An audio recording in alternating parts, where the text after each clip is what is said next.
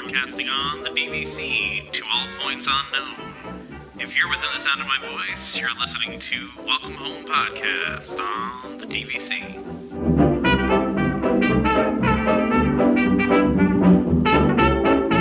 Hello and welcome home. Thank you for joining us on episode 88 of Welcome Home, a Disney Parks and Vacation Club podcast. I'm Tom. I'm here with Trevor and Damon. Feels like I just talked to you guys like a week ago. It does. Yeah. So this is really the first week episode, right? The other one doesn't count because I was on a 2 week schedule. Because that was still 2 weeks. Yeah. So Yeah. This is the first of the weekly episodes. Yeah. I'm excited. What if nobody listens? What if they're like... I mean, here's the thing, like, since the very beginning of this podcast, for some reason, people have wanted more of it. I mean, I don't know why, but so people have been asking for this forever. And we just kept saying, we're too busy to do it, which was true and still is true. But you know what? We're going to make it work and we're going to try this out. I will tell you 100% I am way more engaged. Number one, at the time of day we do it at noon, way more engaged. Two, because it seems better for an hour for me. So selfishly, I like it. Full disclosure, this now I'm going to be the one complaining about the time because this is kind of early for me. I know it's about 10 o'clock in the morning here. 10 o'clock. Oh my god. Okay, I've been up since 5. But okay. So here's the thing. A little bit of my personal life. On Saturday nights, my brother and I have a standing video games night. We always try to get together on Saturdays and play video games. And sometimes it goes a little late. Last night we were up until like 2 o'clock in the morning playing a game called Streets of Rage 4. So, which is a good game, by the way. But it's 10 o'clock. That's still way more than 8 hours of sleep. Stop, Trevor. I know, but I'm sipping my tea. I'm good. I'm not gonna like fall asleep on you guys. But yeah, that's good. So Tom got some interesting listener questions, not necessarily ones that I would have chosen. So we're at the mercy of Tom sometimes. Everybody, just keep that in mind. You can add in whatever you want. I mean, I did, and then I got yelled at for the formatting. Well, I mean, from listener questions, you can add whatever you want. Listen, you guys get the file. You can update it however you please. I rarely look at it until 10 minutes before the show. I know you don't. Well, I mean, Garrett's question was just funny, so it's not Disney related in any way, shape, or form. But could Damon do 26.2 miles on a Razor scooter? 100%. And once I saw that pop up on the board, obviously I had to go out and start doing some testing, right? Because why wouldn't I? So I was easily able to do 4 with no problem. So what's kind of cool is the new bike. So again, we mountain bike a lot in my family, and the new mountain biking computers are all GPS based. So I didn't even have to use my phone. Like I just took that with me, popped it off the bike, and just kind of took it with me. So I was able to hit 4 miles with relative ease. So I don't think 26.2 is a problem, especially with a Razor scooter. I'm glad it was clarified. Like I have a knockoff larger scooter, which is not a Razor. And it's a little harder, right? Because it's not as good of a scooter, but a Razor scooter, no question. I definitely have that knocked in. I also saw that you commented that you would, destroy both Trevor and I. Oh, 100%. There's no doubt about that. And the only reason I'm going to say that is because I don't believe either one of you are runners, and the fact that I'm mountain biking at least 4 to 5 times a week. Yeah, I think I got you. I mean, that's just me. That's just what I feel like. I do bike, but yeah, you would probably still take me. I would try, but yeah, you would win. Yeah. So what does that mean at Disney? How do you pull off 26.2 miles at Disney? Like, can you razor on the pass outside of the parks or no? I don't know about that rule. I mean, you can't go everywhere, but there's probably a good 26 miles of sidewalk somewhere, continuous 26 miles of sidewalk, maybe. I feel like around Saratoga or somewhere like that, you could find enough path. I just didn't know if razors were banned, or scooters in general were. I don't think like at the resort you could probably razor like Trevor said around Saratoga 20 times. I'm in. Sounds tiring. I don't know. All right. That's funny. I know that wasn't Disney related. But Alex wants to ask us, I think we've answered this question, but I think his third question is probably the most interesting to me. And is there anything from the Fox purchase that you want to see in the parks? So the larger question is, which underrepresented IPs should be more in the parks? But we answered that one, right? Obviously DuckTales, Gravity Falls, Yeah, I mean, those are the obvious Disney ones. I'm now... You going to Fox? Yeah. You know, I was thinking yesterday, I was watching Aladdin with my daughter yesterday, and I'm like, Aladdin gets no love in the parks. Dude, it's got a Besides ride. an entire ride. Yeah, but that's a lame ride. I mean, no offense to that ride, but it's just, it's Tell me where the Gravity Falls ride is, or the DuckTales ride is. Oh, fair. that's right. You can't. I'm just talking. This just in, Tom also hates Dumbo. I don't hate Dumbo. I'm just saying, I feel like Aladdin deserves better than an off-the-shelf ride like that. You know, I feel like you could do so much more with an Aladdin ride. So we have Fox, right? Do we have the Maze Runner in there then? I don't know. I didn't see that, but I believe that's a Fox property. I think you're right. Ooh. But see, that would be way better at Universal. Well, here I was gonna say, like, I feel like all the stuff that's underrepresented at the Disney parks from Fox is at Universal, like Simpsons and like, you know, all the Marvel stuff they can't use. Yeah, like I'm looking at the animation section, and none of it seems like something that I could see in a Disney park. But yeah, of course, it's all stuff over at Universal. Yeah.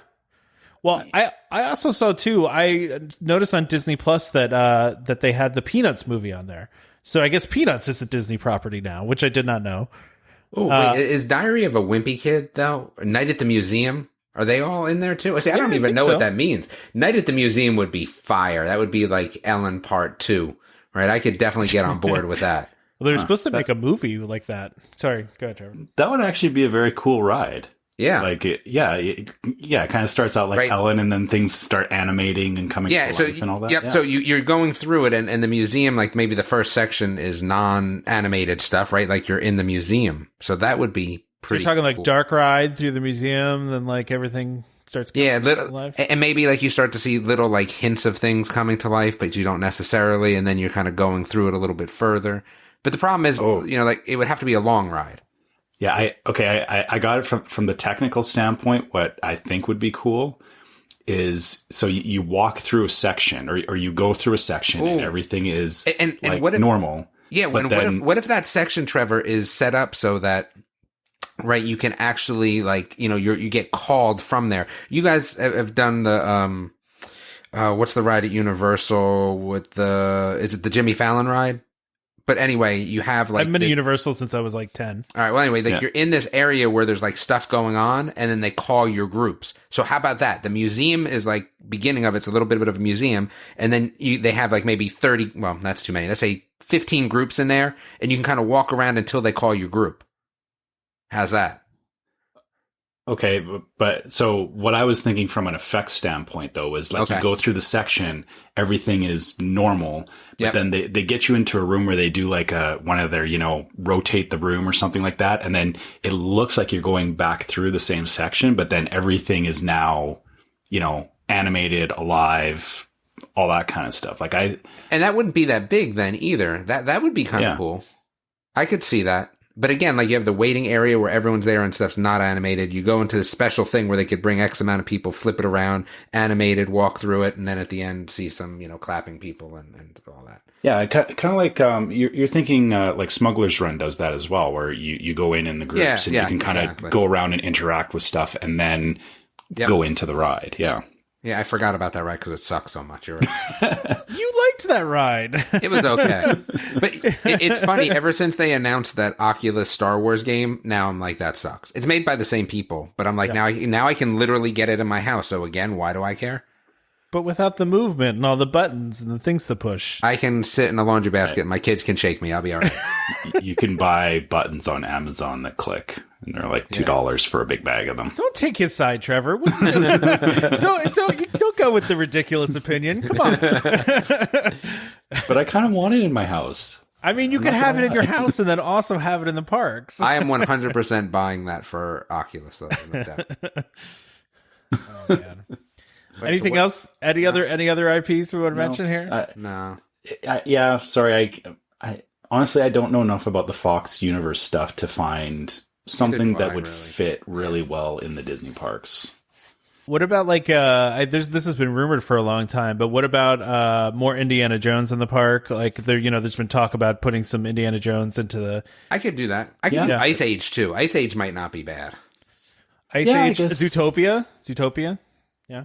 Well, I mean, that's a Disney IP. That's not a Fox IP. No, Well, but yeah, he I guess said all the same. underrepresented. Yeah, definitely. Yeah. He just said underrepresented in general. So Yeah. and then Ice Age versus Zootopia. Ooh. Ooh. That's funny. Yeah, no, there's a lot they can do, and they are building a Zootopia land in one of the Asian parks. I don't remember which one, but off the top of my head, but they are building one. Just not in Disney World or Disneyland. So maybe someday. So let's move on to Chris's question. How hard has it been to see all these videos and pictures of such empty parks and not feel the twinge of, man, we should really book a last minute trip? Not at all. I know. Yeah. I'll admit I have been missing the parks, and I know the thing is I haven't hit the point where I've passed my now canceled trip, so I'm still kind of I don't know, in my head I'm like, yeah, it's still okay, but when I've gone a year without going, like I guess this question again in about March, I might be a little more like I really want to go, but for now, it's been, I've actually been going back through some of the vloggers that I watched, like Tim Tracker and stuff. I've been going back through old vlogs just to kind of get, I mean, it's nice to watch the current ones where, the parks are empty and you see a different Disney, right? But watching the old ones kind of brings back that feeling of familiarity, which is kind of what I've been after right now. Yeah. And We've gotten, I think, probably 2 or 3 different people that are listeners that have gone to the parks since they've reopened. We've gotten a couple detailed accounts from listeners, and from what I've gathered, the ones that have gone have said it's felt extraordinarily safe there. That they're going over the top with the precautions they're taking, and they felt safer there than they felt at their local grocery store. Than they did at their local grocery store. So that's. It does seem like they're taking a ton of precautions and that they're doing as much as they possibly can. But yeah, I mean, would it be nice to have walk-ons for all those rides? Yeah, I mean, that'd be cool. Isn't there, though, something to be interestingly said about the camaraderie of being a little packed? Not packed, but just a little packed. Like, that's the thing for me. I think a lot of it is that I enjoy talking to people online, let's say. There's not really any of that going on. So for me, I don't even go to the grocery store, right? We do curbside for everything. Everything. I was just at Sam's Club today, pop the back of the minivan, don't even have to interact with anyone. They put all the stuff in, done. So, no. Yeah, I like talking to people when I'm at Disney. I don't know. That's me. I agree with you. I think I met a lot of cool people on my trips that, you like people from like Europe and stuff that it's like you would never meet them otherwise. And yeah, it's, you have a fun conversation on the bus or yeah, you're right. I do miss that, non stay away from everybody feeling. Non stay away from everybody. I like it. Yeah. I don't know what else to call it. We tend to meet people too. I feel like I always meet people from like the UK. Like I feel like I've always, for some reason, we always run into those people. We talked to one older couple in line one time for a ride for like an hour while we were waiting in line. That were DVC members that were from the UK, and like I was like, how do you guys do that? How do you manage that? And they're like, well, we take like 2 trips a year, and we're here for a couple weeks at a time, so it makes it worth it. And I was like, well, okay. I just hadn't thought about doing that, but they were members from there, and I know we have listeners from the UK. I think Alex that just answered that question is from UK. So we have a lot of listeners out there too. But it is you're right. It's nice to have those conversations with families, and I'll just tell a quick story too. There was one time where we had met this family on the boat from Wilderness Lodge over to Magic Kingdom. And we talked to them for a while, and then, we kind of went our separate ways at the gate, whatever. The first ride of the day, we go on Pirates of the Caribbean. We get put in the very first row of the boat. And, it's dark when you go down that hill. And we hit the water, and we just got absolutely soaked. And I think it was just because we were sitting in the front and we maybe weighed down the front of the boat a little bit. And we got enveloped with water, absolutely soaked. The second we walk off the exit, we run into that family again and they just point and laugh at us because we're soaking wet. It was really kind of a funny thing that happened, but they were super nice and they just thought it was really funny that we just randomly run into them again coming off of Pirates of the Caribbean and we're soaking wet. But has anybody else ever gotten soaking wet on Pirates? Is this just me? I don't remember. I've gotten wet, not like Splash Mountain wet, but yeah, I mean, sitting in the front, you definitely catch it a bit more. Okay. Because I swear on every other time that I've ever been on Pirates, I've never gotten wet. And then maybe it's just because we were all sitting in the front this time. And like, maybe in the past we hadn't sat in the front, but I don't know. We were soaked. Which was not bad on a hot day. So maybe everyone behind you like timed leaning forward at the same time to give it that little bit of oomph. I just blamed it on myself. I just said I was weighing down the front of it and made the boat like take a nosedive when it hit the bottom. So anyway, Barry asks us, is there anything Disney could do or change that would push you to sell your contracts? No, because I've already gotten my money's worth out of my contracts. So for me, this is all gravy. So what are they going to do? Why would I sell? Yeah, the thing is the whole point of having these contracts is that for myself, I'm in for the long term. So even if I don't go for a couple of years, like I'm not going to sell that contract because I know I'm going to be back. Yeah, exactly. Yeah. And go ahead. Sorry. I mean, they would have to like close the resort. Yeah, that's what I was trying to think of, like what they could possibly do that would offend me enough that it'd be like I'm selling, like angrily like selling my contract. But I just that you had to ride Space Mountain to get into the parks. I'd do it. I would do it then. If they made me do that, that's fine. But I don't know. I don't think there's anything specific that they would do because you know what they could here? I'm going to give you one. This would make me. I don't think I would get rid of it, but I definitely would be very difficult. What if they signed an exclusive contract with McDonald's? The only food in the park was McDonald's, and you all of it was McDonald's. All of it was McDonald's. Okay, yeah. They did have McDonald's back in the day in the parks, but that wasn't the only food, though. All McDonald's. That's all you can get. Every single place is now McDonald's. Like, you have to eat off property to get anything other than McDonald's. Yep, because you cannot bring food into the park. It's all McDonald's. I mean... And that's not a knock on McDonald's. We could, insert Wendy's, Burger King. Doesn't matter which one it is. Just one Taco restaurant. Bell. Yeah. Well, if it's Taco Bell, might make it even worse. And not because I don't love Taco Bell, but Taco Bell just could give some upset stomach. So Taco Bell does not love me. Yeah, me either. Okay, never mind. I was going to say something, but that's, I guess... That would be a toughie. That would be a toughie. Very strange scenario.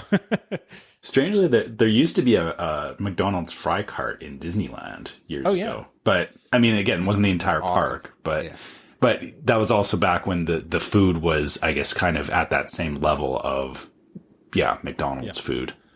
I seem to remember when I was a kid there being McDonald's in Disney World somewhere, like Starbucks is now, where it was like there was just a McDonald's in there, and I might just be making that up. But well, isn't there that one McDonald's like on which road is it? It's at one of the one on property. Yeah, I seem to remember one in the parks though, but I absolutely could be making that up. But no, there is one on property. I think you are making that up. A quick little look was that they were right outside the park.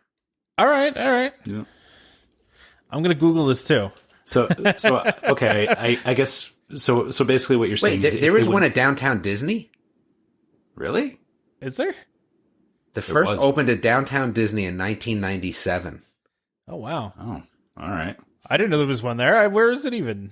I don't even know. I don't know. Okay. I mean, listen, I am on the internet, so anything that I'm looking at could very well be false. Oh, no, wait. I was right. I found it. I was right. Is it by All Stars?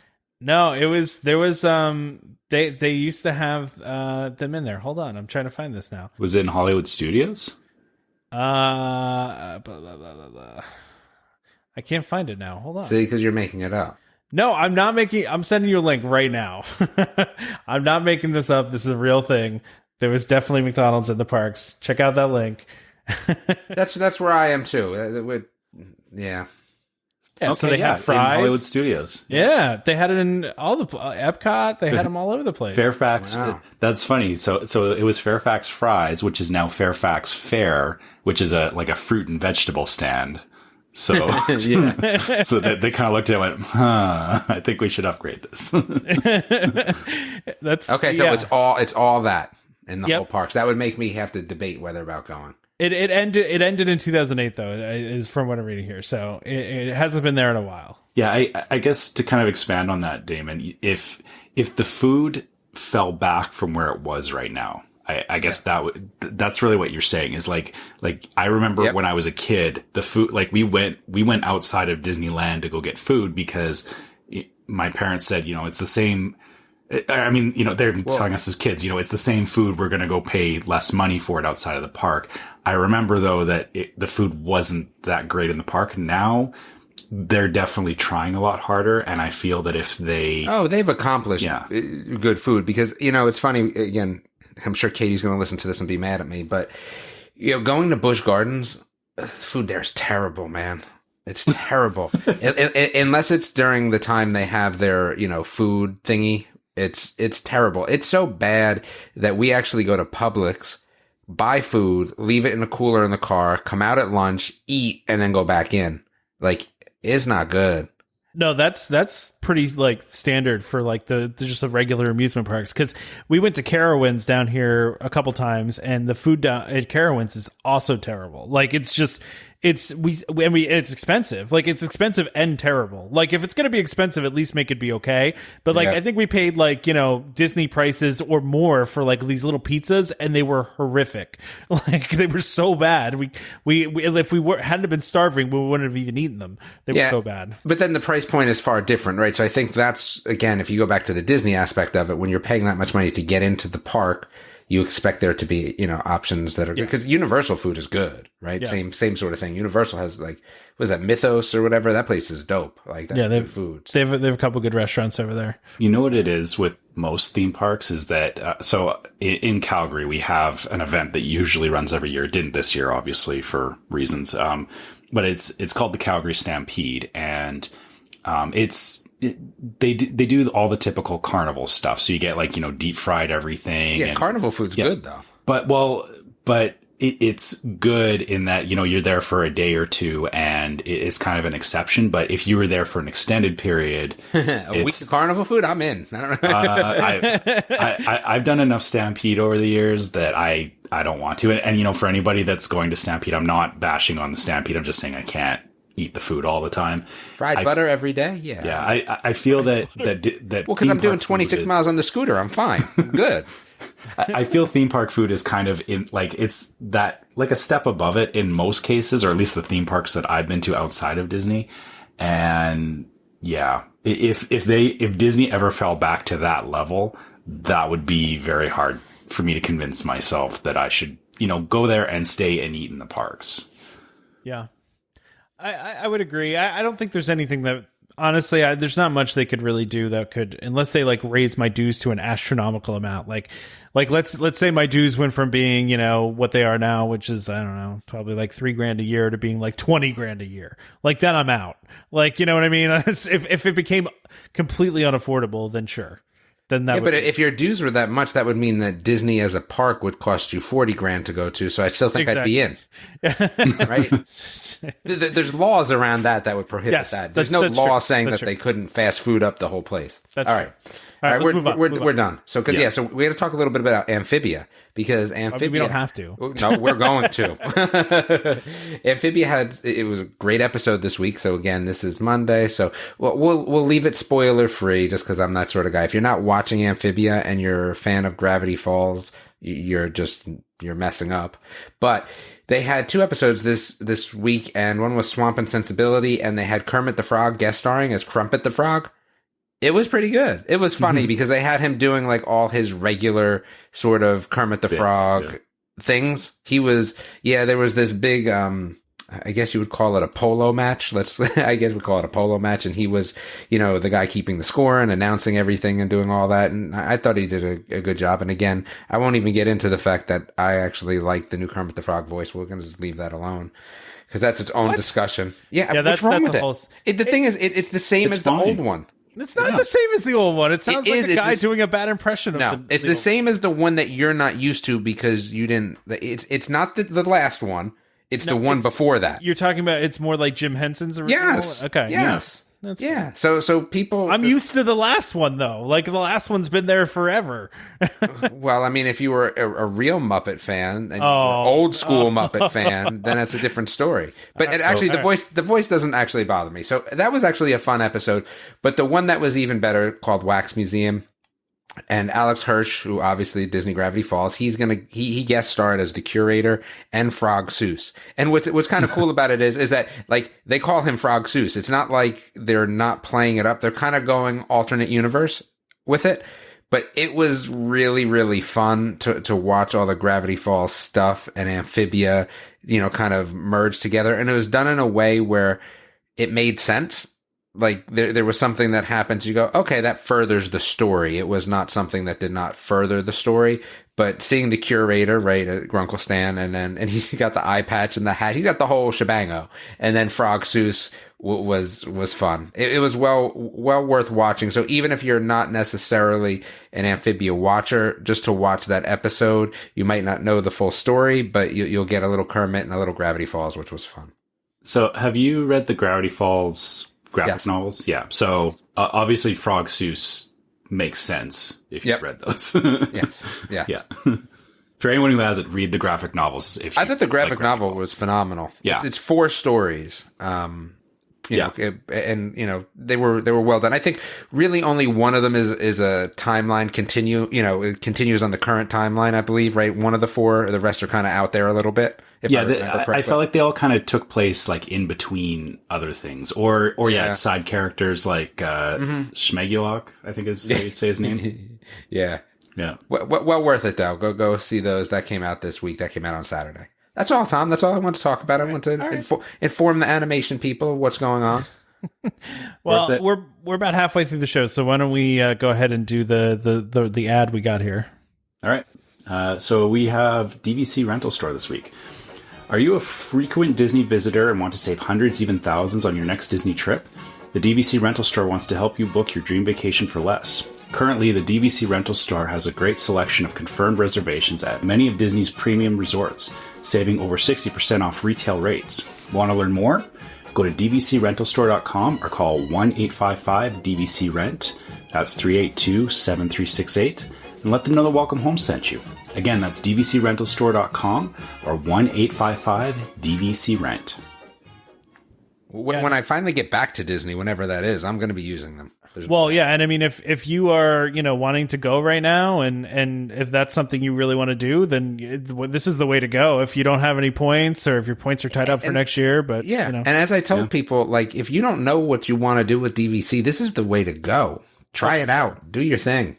Yeah, and they've got a lot of reservations, confirmed reservations right now that you can go and get. So check out their website. You can see all the confirmed reservations they have, and like they said in the ad, you can save 60%. It's a huge amount of money that you can. And it's an upgrade of where you're staying for sure. Yeah, I mean, really, honestly, I used to look at upgrading from value to moderate resort hotels, and I always thought, I'm getting a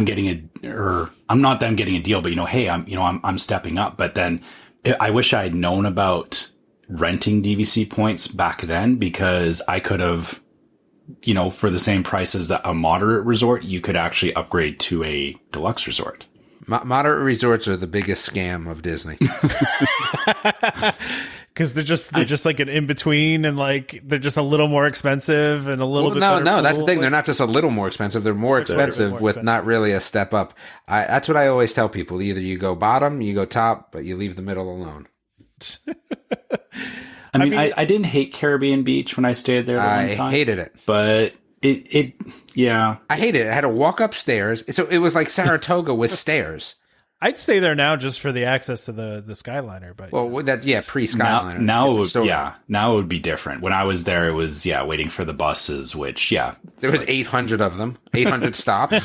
Yeah, and walking up and down all the time with no elevators blows. Yeah, that's not fun. That's not fun at all. I actually don't like that at well now that I think about it, when I stayed at Saratoga, we were on the ground floor, so we didn't have to walk up the stairs all the time, but that would be a pain if you had to walk up the stairs all the time. But there's elevators at Saratoga. In some buildings, not in all the buildings. I've never been at a building where I haven't had an elevator. So. I mean, where I stayed, it didn't have an elevator. I mean, we were on the bottom floor though, so it didn't matter. But anyway. So the next thing we had on the list here, so this doesn't come as a shock to me, and I'm sure it doesn't come as a shock to anybody, but all the remaining, this is our DVC news section, all of the remaining Moonlight Magic stuff for 2020 have been canceled. Yeah. I mean, we all knew this was coming. There's no way they could have done it. The only thing that makes me sad is that I had a reminder in my calendar to book my Moonlight Magic, and yeah, it's again just that sad reminder of like, oh, I should have been doing this and I'm not. And I guess the hope is, maybe early next year they can start doing it again. I honestly wouldn't put my hopes up even for the first half of 2021 to see Moonlight Magic. That's the sad reality right now. No, I'd agree with that. And I hope they come back to these events. I think they will. I mean, they're super popular, right? So I'd be shocked if they didn't. I mean, it's simply, again, it comes down to a numbers game, right? Is they don't have enough people staying there right now. So how do you justify putting on a big event like that when people are not coming to the resort, right? Yeah. I wonder what they're going to do with all the funds that they would typically use for this. Probably funnel it towards operational costs right now. Well, they did say they're going to give us some sort of refund of extra dues this year. So, I don't know if that's going to go to it or if they'll hang on to it. I don't know how that works with accounting, if they can like save that for like next year for promotional events and maybe they blow it out even bigger next year. I don't know. But yeah, budgets are weird. It is. The different buckets means you can't just take money from one bucket and put it in another bucket necessarily. Yeah, that's true. Sorry, I do some of this stuff at work. No, exactly. It would be interesting to see, though. Like, I doubt, like you said, I don't think it's necessarily we're going to get money back because there's no Moonlight Magic. But again, this is not shocking to anybody. So everyone saw it coming. I guess the hope is as things start to ramp back up again, not even necessarily that they put on another more Moonlight Magic, but I hope that they're thinking about things they can do in lieu of Moonlight Magic. I don't know what that is, but it would be nice if they would, have some little extras. I know what you mean. Yeah. That some sort of other, kind of event or some sort of other extra thing that they can do that not necessarily make up for it, but just like an extra perk or of some sort. Yeah. All right. Yeah. Well, that was a quick convo, but it was a quick topic. So this isn't Disney Parks related, and we typically don't talk like Disney Plus, but I felt like this was something we should talk about. I don't know if you guys are interested. This is an unprecedented move, I think, in the land of online streaming. Yeah, so for those that don't know, Disney announced that Mulan is going to, instead of being released to theaters, it was supposed to originally come out in March. I mean, this is how long this has been delayed now. Theaters aren't open, and Disney spent, I think what I saw was like, $200 million on this movie? It's a, pretty high budget movie, and so now Disney's announced they're going to release Mulan on September 4th to Disney Plus subscribers. However, you do have to pay a $30 fee to watch it. Now, it's not a rental, by the way. I saw a lot of people calling it a rental. If you pay the $30, you have access to Mulan as long as you have a Disney Plus subscription. So that's not owning, right? No, it's not owning either. You're right. But it's also not a rental. Yeah. It's right? You're renting it while you have a subscription. Yeah, but most rentals, it's like once you start watching it, you have 24 hours to watch it, and then you lose access. Sometimes you have 3 days to watch it. Yeah. Sometimes you have 5, or sometimes you have it until your subscription ends. Yeah, but in this case, you'll have it going forward. So I just don't see it as a rental. I see it more of... I disagree, but okay. I mean, it's a rental until your subscription's over. You don't own it. No. So if you don't own it, what are you doing? You're renting it. I don't know. You're subscribing to a license to the media, which again is a problem with rental. It's the same problem with a subscription is a good call. A long-term rental. Yeah. I mean, it's no different than like buying games on Xbox or PlayStation. You buy the digital games and you download them. The thing is I know you keep a copy of it on the box, but if you decide not to pay your Xbox Live subscription, you can still play the game though. Actually, sorry. Yeah, you're right. On games that you bought, but then there is also, they have similar services like, was it PlayStation Plus and stuff like that? Where the monthly, and that's the same thing that I would consider here. You're paying this fee, and once your subscription's gone, those games go away. Exactly. AKA rental. Yeah, and I just don't view rentals that way. It's an indefinite rental, I guess, would be the better term. Well, yeah, I saw a lot of people thought the price was really high. I was looking at it. I don't think this is high at all. I think this is actually pretty reasonable considering this is a blockbuster movie. It was probably going to make over $1 billion. I mean, it's a huge movie that was very anticipated. I mean, and for most of the universe, I think like the Trolls one that came out wasn't, I think, like $20. This is like $10 more, right? But Trolls wasn't going to make $1 billion. Better movie, yeah. Yeah, that's what I'm saying. Trolls wasn't going to make $1 billion at the box office. This would have, and so you're exactly right. $10 better of a movie. And I mean, I know you guys, you have families. For me, just my wife and I going to the theater by ourselves, we would absolutely spend more than $30 to go see easy. this. Yeah. Yeah, easily on food and all that, So for me, and truthfully, I don't like the theater experience anymore. Every time I go to the theater, someone's interrupting my movie by talking, or when I went to see Aladdin in the theaters, the new Aladdin, there were some kids yelling stuff at the screen, running up and down the aisles. I was like, no, I can't do the theater anymore. I'd much rather pay $30 and watch from home, personally. Okay. Maybe, all right. I guess the movie theater in my area is a little nicer then, because I actually do like going to the theater.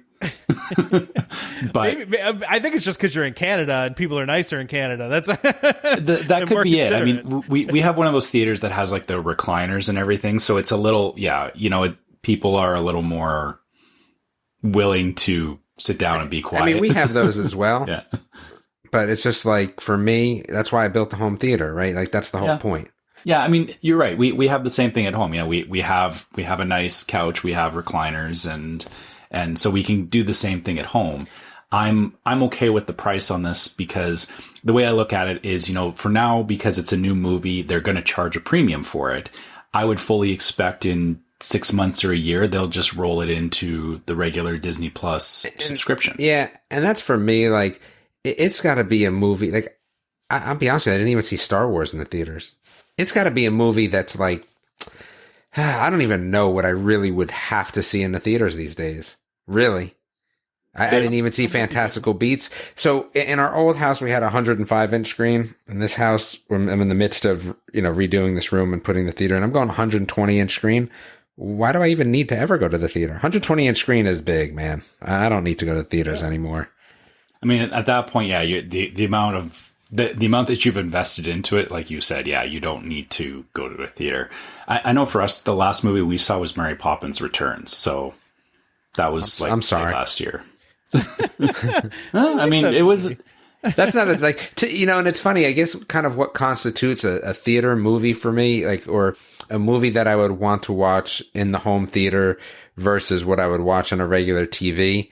It's got to be a little actiony for me to really feel like I want to watch it somewhere else than, the living room or the bedroom. You know what I mean? Like, Mary Poppins doesn't seem that way to me. Like, I don't know if the theater experience is what I need for that. you have to understand that my wife is a big fan of Mary Poppins. And No, I wasn't going to say no. and I get that, but it's not like Mary Poppins is, having a gunfight where, oh my goodness, oh, it's back there, it's here. Oh my goodness, there's a flying spaceship. Like, well, yeah. You missed the gunfight in Mary Poppins? Yeah, that was a big scene. What are you talking about?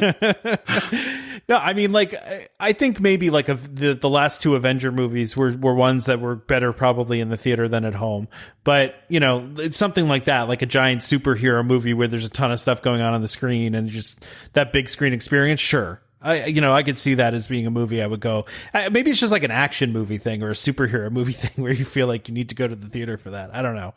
But I'm sure it would be nice to see this on a movie theater screen. But at the same time, like, it's nice to also, if I need to use the restroom, pause the movie and get up and go. Or if I need a drink, I can just go to my fridge. Like, I like that experience, that kind of, and I know that's not for everybody. A lot of people love the theater experience, and that's great. Water.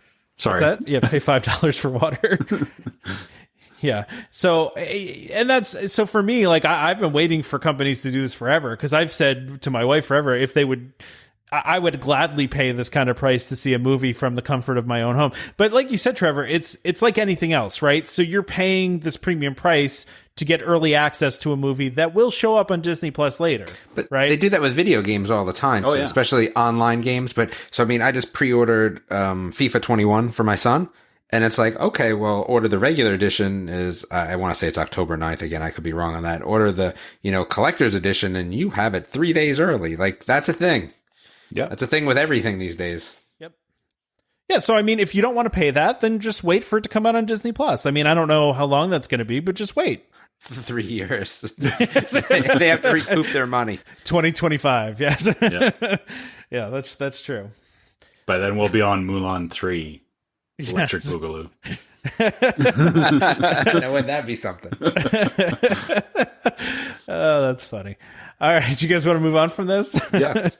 All right. So, who wants to introduce this next topic? Yeah. I know Damon doesn't care about nighttime shows. So, Well, But it's only on Room, though. Like, give it to me here. Give it to me at home, and I'm in. yeah, you see, this is an interesting thing. Is that so they're offering Happily Ever After as available as an in-room show at the Disney Resort Hotel. So you can specifically watch Happily Ever After on the TVs in your resort room.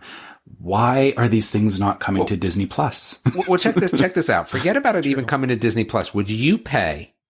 All right, so let me find a number that makes sense. Would you pay $5.99 to be able to have some of these, as well as some views of the park, and let's say The resort TV. Yeah, the resort feed. So for $5.99 a month, you have the resort feed, which people love, which I actually like too. Yeah. But you also have some cameras in the park and some of the nighttime spectaculars, $5.99. And it's not they record it every night. So it's not like they're looping you, Happily Ever After. Not Like that it's streaming. not the same, but like you get that every time. So like live streaming of the nighttime spectaculars and live streaming of the park whenever you want to check in within normal park hours. Yes, I would pay for that. Absolutely. Let's call it an hour delayed feed, just in case there's a flash mob breakout dance that they don't want you to see. Yeah, it gives them a chance to filter if there's So like an hour Maleficent behind. starts on fire or whatever. interesting. Yeah, I would pay for that. Absolutely. I'd probably pay the. So when they do that, I'm gonna say that I said it. You need to get a commission for that. Is that how that works? Yep. You get rights to the crystal ball. Okay. And yeah. I'd probably pay a monthly just for the resort feed. I like what. No, it would get boring after a while. I see, but I like it. I like just like the background music of it. You know what I mean? Sure, but you can just go on YouTube and do that as well for free. Well, you can get most of these things, most of the shows on YouTube. I mean, they've every night though. No, not every night. No, but they broadcasted these before. Yeah, they broadcasted them before. That's where I think, honestly, you're right, Damon. That's an easy win. If they set up cameras in the parks and just set them up as a streaming service, it's very little to maintain those. Like they set them up, they put them in places where, it's a static camera.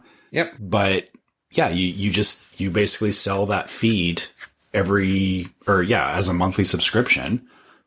I think there's I'd be in on that. There's a market for that. I think there's a market for that right now, especially right now. There's definitely a market for that. Are there like some privacy things with that though? Because then you have all these people, you can see them in the parks. You have no expectations of privacy in a public place. Yeah, and YouTube already is a thing, and they don't get banged for that. So and other places do this. It's not like listen, you can go at Cape Canaveral and see a live feed, right?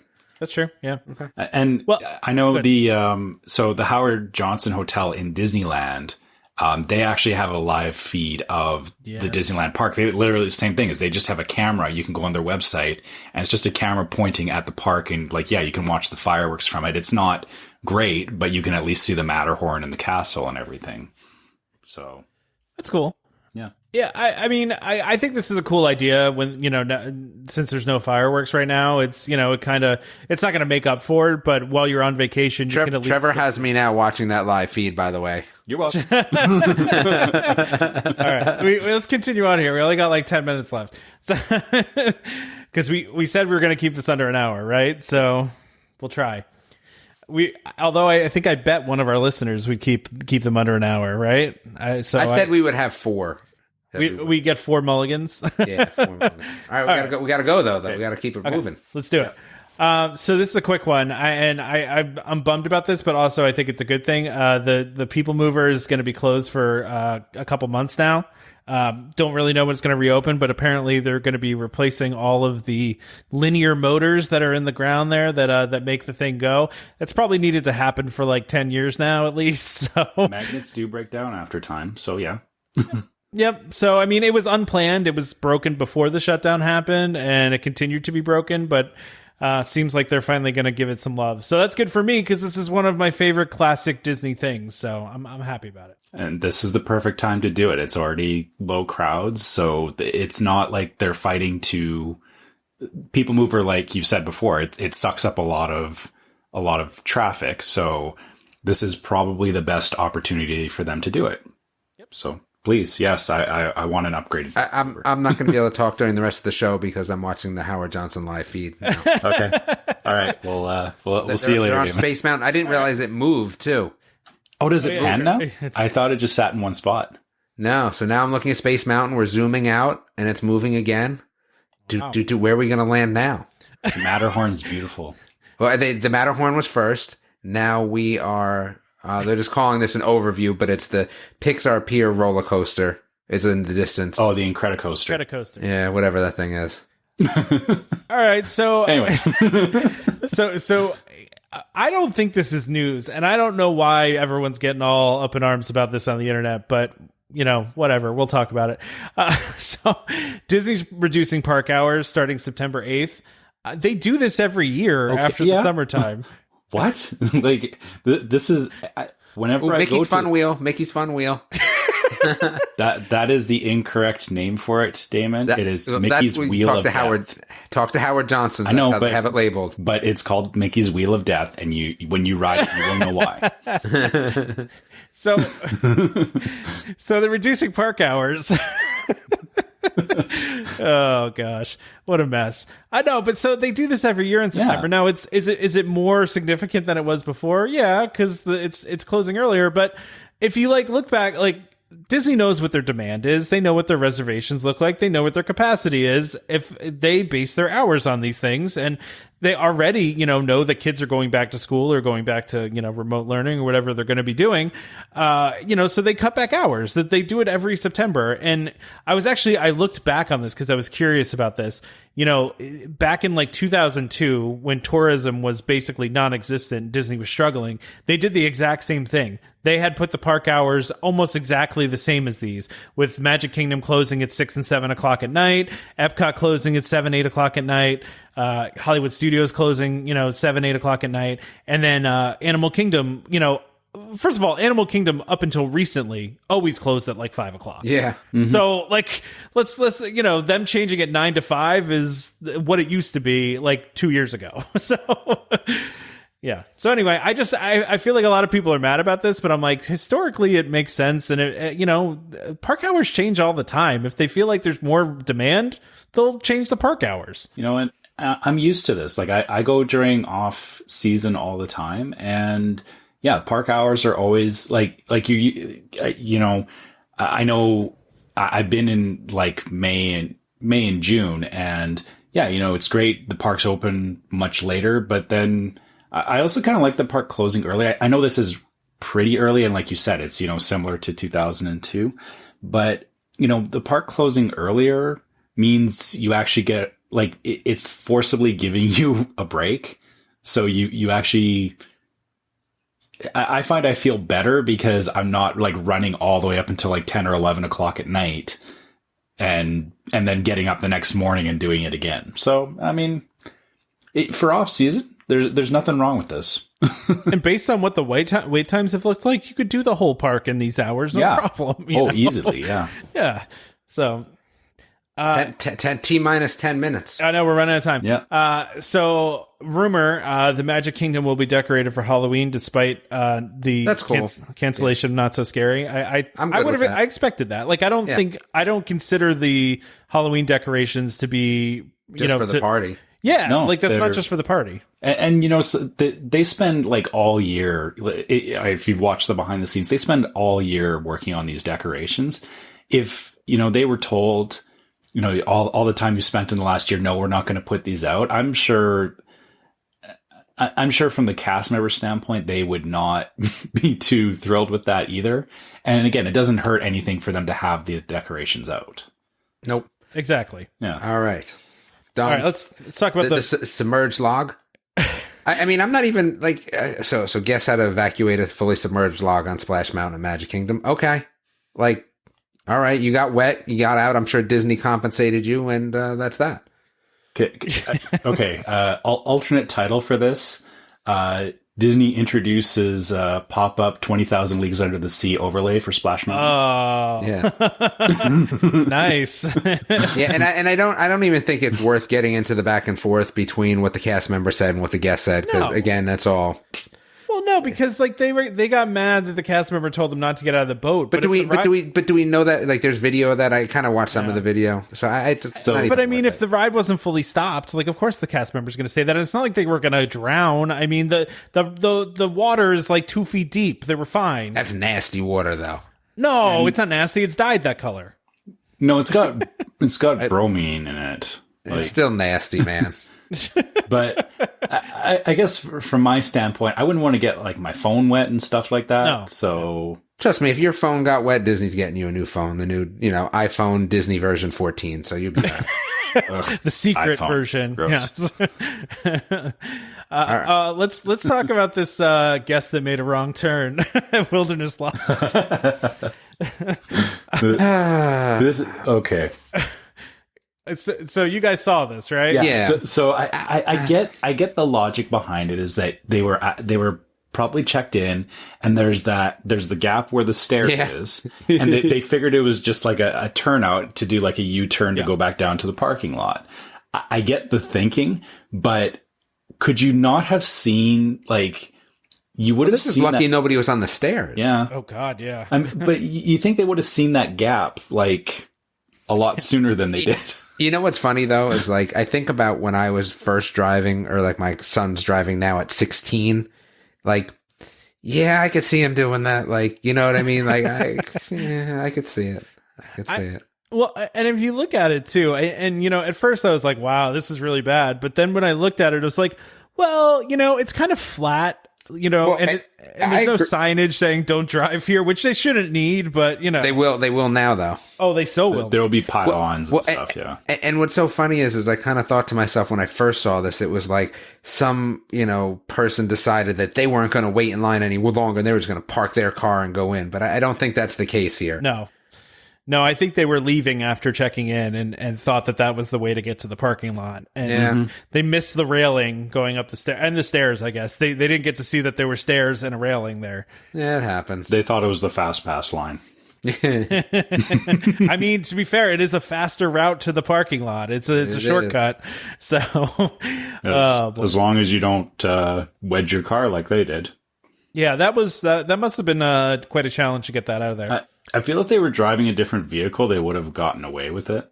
Like like a big SUV or a Jeep or something. Yeah, something a little bit taller, right? They would have been able to get down the stairs, and we wouldn't have had the lovely photo, but.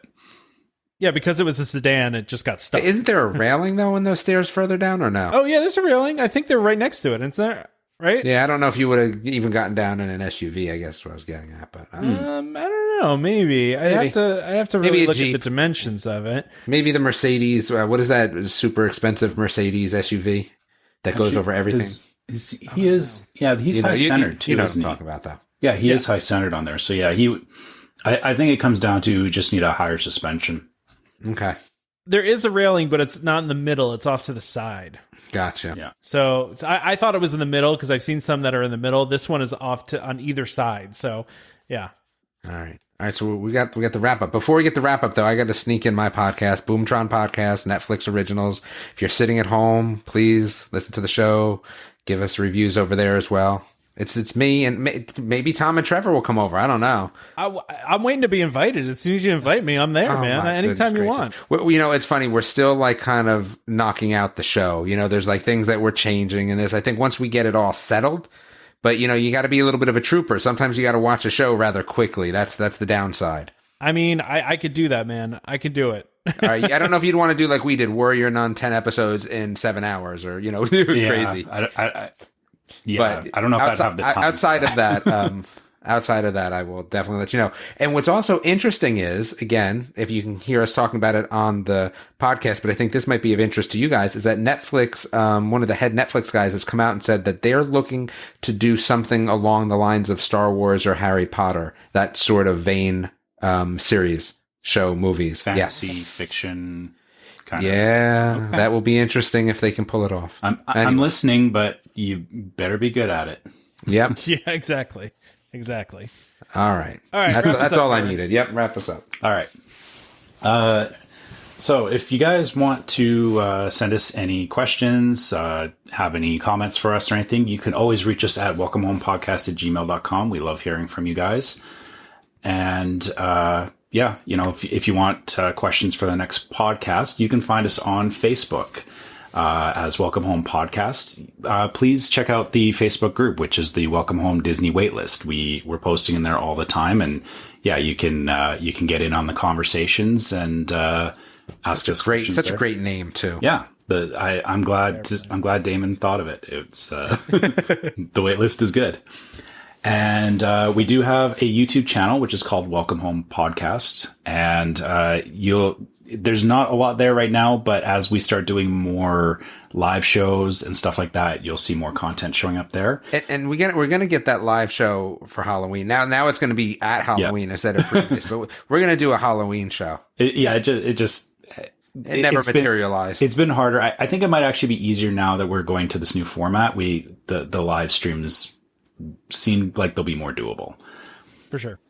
Outside of that, if you guys want to get some Welcome Home Podcast merchandise, you can go to our store, which is store.welcomehomepodcast.com, and pick up a mug or a t-shirt, something like that. And as usual, if you found us on iTunes or Spotify or any of those services, please leave us a review because, again, we love hearing the feedback, and we love you guys commenting because it helps more people find us as well. Yeah, and, as long as it's positive feedback, we don't want to hear how much you hate us. Which we do sometimes, but that's okay. I think both is good. Yeah, that's true. If you want to tell us how much you hate us, email us on Gmail, and then, save your review for later. So, of course, don't forget to subscribe to the podcast so you can be reminded every time we release a new episode, especially now that we're weekly. I think that's especially important to be subscribed to the show. You can find us on Apple Podcasts, Google Podcasts, TuneIn, Stitcher, Spotify, just about any place you can find podcasts. You can find us.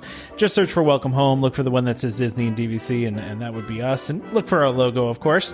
And just a reminder to our listeners, as always, Welcome Home Podcast is for entertainment only. We are not employed by the Walt Disney Company, and as such, any and all things we say on the show are all opinions we say on the show are our own. So consult the DVC representative for more information, a Disney cast member for more information about anything we talked about today. A big thank you to DVC Rental Store for sponsoring this episode. Please go check them out. Like we mentioned before, they have tons of confirmed reservations. So if you do plan on taking a trip and you were going to stay on cash, definitely go and check that out and see if you can save yourself some money and maybe upgrade your stay a little bit. Join us next time for more Disney Parks discussion. Of course, more DVC talk. We hope to see you all real soon. Next week. That's right. This is Skipper Albert AWOL, the voice of the jungle, signing off from Welcome Home Podcast on the DVC. We do a huddle when we hit a chair. How she can cuddle is no man's affair. I looked around from pole to pole, found her in a sugar bowl. Look out, there